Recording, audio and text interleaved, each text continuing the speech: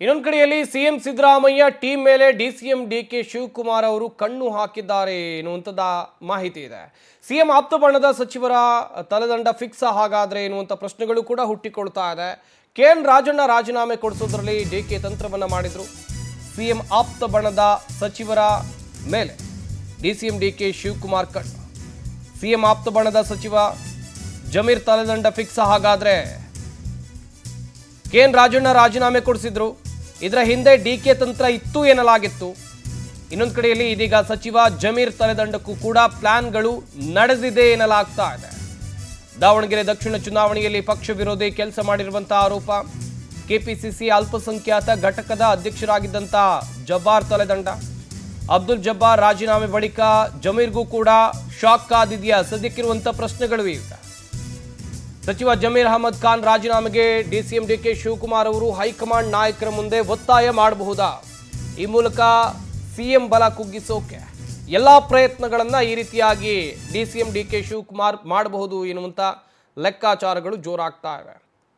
ದಾವಣಗೆರೆ ದಕ್ಷಿಣ ವಿಧಾನಸಭಾ ಕ್ಷೇತ್ರದಲ್ಲಿ ಜಮೀರ್ ಅಹಮದ್ ಖಾನ್ ಅವರು ಪಕ್ಷದ ಅಭ್ಯರ್ಥಿ ಪರವಾಗಿ ಸರಿಯಾಗಿ ಪ್ರಚಾರವನ್ನು ಮಾಡಲಿಲ್ಲ. ಇನ್ನೊಂದು ಕಡೆಯಲ್ಲಿ ಪಕ್ಷ ವಿರೋಧಿ ಕೆಲಸವನ್ನು ಮಾಡಿದ್ದಾರೆ ಎನ್ನುವಂಥ ಆರೋಪ ಕೇಳಿಬರ್ತಾ ಇದೆ. ಹೀಗಾಗಿ ಮುಂದೆ ಏನಾಗಬಹುದು ಎನ್ನುವಂಥ ಲೆಕ್ಕಾಚಾರಗಳು ಕೂಡ ಇವೆ.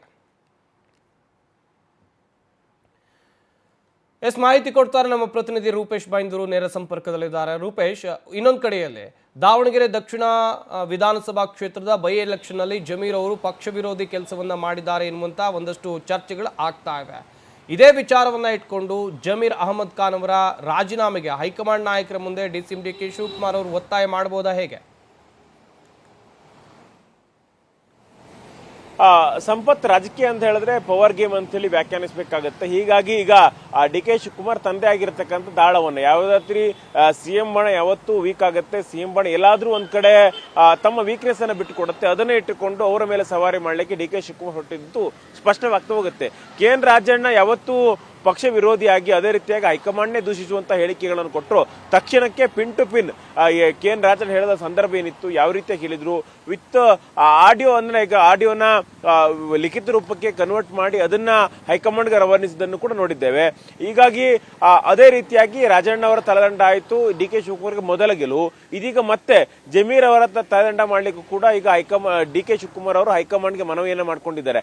ಕಾರಣ ಎಷ್ಟೇ, ಇಲ್ಲಿ ಸಮರ್ಥ ಶಾಮನೂರ್ ಅವರಿಗೆ ಟಿಕೆಟ್ ಕೊಡಲಾಗಿತ್ತು. ಆ ಸಭೆಯಲ್ಲಿ ಜಮೀರ್ ಕೂಡ ಇದ್ರು. ಆ ಸಂದರ್ಭದಲ್ಲಿ ಒಪ್ಕೊಳ್ತಾರೆ. ಈಗ ಜಬ್ಬರ್ಗೆ ಟಿಕೆಟ್ ಕೊಡ್ಬೇಕು ಅನ್ನೋದು ಬೇಡಿಕೆ ಹೌದು, ಆದ್ರೆ ನೀವು ಹೈಕಮಾಂಡ್ ಏನ್ ಹೇಳುತ್ತೋ ಅದನ್ನ ಕೇಳ್ತೀವಿ ಅಂತ ಹೇಳಿದ್ರು. ಅದಾದ ಬಳಿಕ ಹೈಕಮಾಂಡ್ ನಮ್ಗೆ ಮೋಸ ಮಾಡಿದೆ ಅಥವಾ ಪಕ್ಷ ನಮ್ಗೆ ಮೋಸ ಮಾಡಿದೆ ಅಂತೇಳಿ ಎಲ್ಲಾ ಕಡೆ ಹೋದಲ್ಲಿ ಬಂದಲ್ಲಿ ಹೇಳ್ಕೊಂಡ್ರು.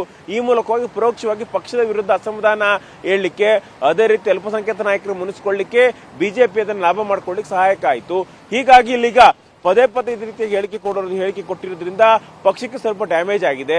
ದಾವಣಗೆರೆ ಏನಾದ್ರೂ ವ್ಯತ್ಯಾಸ ಆದರೆ ಜಮೀರ್ ಅವರ ತಲೆದಂಡ ಆಗಲೇಬೇಕು ಅಂತೇಳಿ ಒತ್ತಾಯ ಮಾಡ್ತಾ ಇದ್ದಾರೆ. ಕೇವಲ ಜಮೀರ್ ಮಾತ್ರ ಅಲ್ಲ, ಇಲ್ಲಿ ಸಿಎಂ ಆಪ್ತರಾಗಿರ್ತಕ್ಕಂಥ ಸಿಎಂ ರಾಜಕೀಯ ಕಾರ್ಯದರ್ಶಿ ಅಬ್ದುಲ್ ನಸೀರ್ ಅಹಮದ್ ಅವರ ತಲೆದಂಡಕ್ಕೂ ಕೂಡ ಡಿ ಕೆ ಶಿವಕುಮಾರ್ ಅವರು ಮನವಿಯನ್ನು ಮಾಡಿಕೊಂಡಿದ್ದಾರೆ. ನಿನ್ನೆ ಒಂದು ಬೆಳವಣಿಗೆಗಳ ಪ್ರಕಾರವಾಗಿ ನಸೀರ್ ರಾಜೀನಾಮೆ ಕೊಟ್ಟೇ ಬಿಟ್ರು ಅನ್ನೋ ಚರ್ಚೆಗಳಾಗಿತ್ತು. ಅದಾದ ಬಳಿಕ ಸಿಎಂ ಭೇಟಿ ಆಗೇ ಇಲ್ಲ. ಹೀಗಾಗಿ ರಿಸಲ್ಟ್ ಅನ್ನು ನೋಡಬೇಕು. ರಿಸಲ್ಟ್ ನೋಡಿದ ಬಳಿಕ ಕಾಂಗ್ರೆಸ್ಗೆ ಏನಾದ್ರು ವ್ಯತ್ಯಾಸ ಆದ್ರೆ ಅವರಿಬ್ಬರ ತಲೆದಂಡ ಆಗಬೇಕು ಅಂತೇಳಿ ಡಿ ಕೆ ಶಿವಕುಮಾರ್ ಅವರು ಪ್ರಯತ್ನವನ್ನು ಪಡ್ತಾ ಇದ್ದಾರೆ. ಇಲ್ಲಿ ಒಂದಿಷ್ಟು ಲಾಜಿಕಲ್ ಅಂಡ್, ಯಾಕಂದ್ರೆ ಕೇವಲ ಕಂಪ್ಲೇಂಟ್ ಮಾಡಿದ್ರೆ ಹೈಕಮಾಂಡ್ ತಲೆ ಬಿಸಿ ಮಾಡ್ಕೊಳ್ಳೋದಿಲ್ಲ, ತಲೆ ಕೆಡಿಸ್ಕೊಳ್ಳೋದು ಕೂಡ ಇಲ್ಲ. ಆದ್ರೆ ಇಲ್ಲಿದ್ದಷ್ಟು ದಾಖಲೆಗಳಿದೆ. ಈ ಜಮೀರ್ ಅವರು ಪ್ರಚಾರಕ್ಕೆ ಬರಲೇ ಇಲ್ಲ, ಅದೇ ನಸೀರ್ ಅಹಮದ್ ಅವರು ಸರಿಯಾಗಿ ಕೆಲಸ ಮಾಡಿರಲಿಲ್ಲ, ಸಾದಿಕ್ ಪೈಲ್ವಾನ್ ಅವರ ಮನವೊಲಿಕೆ ವೇಳೆಯಲ್ಲೂ ಕೂಡ ಸಕ್ರಿಯವಾಗಿ ಪಾಲ್ಗೊಂಡಿರಲಿಲ್ಲ. ಇವೆಲ್ಲವೂ ಕೂಡ ಪಕ್ಷ ವಿರೋಧಿ ನಡೆ. ಹೀಗಾಗಿ ಅಲ್ಪಸಂಖ್ಯಾತ ಸಮುದಾಯ ನನ್ನ ಪರ ಇದೆ ಅಂತ ಹೇಳಿ ಈ ರೀತಿಯಾಗಿ ಮಾಡೋದು ಪಕ್ಷಕ್ಕೆ ದೊಡ್ಡ ಮಟ್ಟಕ್ಕೆ ಥ್ರೆಟ್ ಕೊಟ್ಟಂತೆ. ಹೀಗಾಗಿ ಹೈಕಮಾಂಡ್ ಅವ್ರ ವಿರುದ್ಧ ಕ್ರಮ ತೆಗೆದುಕೊಳ್ಬೇಕು ಅಂತೇಳಿ ಡಿ ಕೆ ಶಿವಕುಮಾರ್ ಮತ್ತು ಡಿ ಕೆ ಶಿವಕುಮಾರ್ ಬಣ ಒಂದು ಪಿನ್ ಟು ಪಿನ್ ಆಗಿರ್ತಕ್ಕಂಥ ರಿಪೋರ್ಟ್ ಅನ್ನು ಹೈಕಮಾಂಡ್ ಕಟ್ಟಿದೆ. ಹೈಕಮಾಂಡ್ ಈ ರಿಪೋರ್ಟ್ ಅನ್ನು ವಿಶ್ಲೇಷಣೆ ಮಾಡಿದೆ. ಆ ರಿಪೋರ್ಟ್ ನಲ್ಲಿ ಅಬ್ದುಲ್ ಜಬ್ಬಾರ್ ಅಂದ್ರೆ ಕೆಪಿಸಿಸಿ ಅಲ್ಪಸಂಖ್ಯಾತ ಘಟಕರ ಅಧ್ಯಕ್ಷ ಆಗಿರ್ತಕ್ಕಂಥ ಅಬ್ದುಲ್ ಜಬ್ಬಾರ್ ಅವರ ಕಾರ್ಯಲೋಪ ಇದೆ ಅನ್ನೋದು ಗೊತ್ತಾಗಿದೆ. ಹೀಗಾಗಿ ಅವರನ್ನು ತಲೆದಂಡ ಮಾಡಿದೆ. ಮತ್ತಿಬ್ಬರ ತಲೆದಂಡಕ್ಕೆ ಡಿ ಕೆ ಶಿವಕುಮಾರ್ ಟೀಮ್ ಕಾಯ್ತಾ ಇದೆ. ಸಂಪತ್, ಥ್ಯಾಂಕ್ ಯು ರೂಪೇಶ್ ತಮ್ಮ ಡೀಟೇಲ್ಸ್ಗಾಗಿ.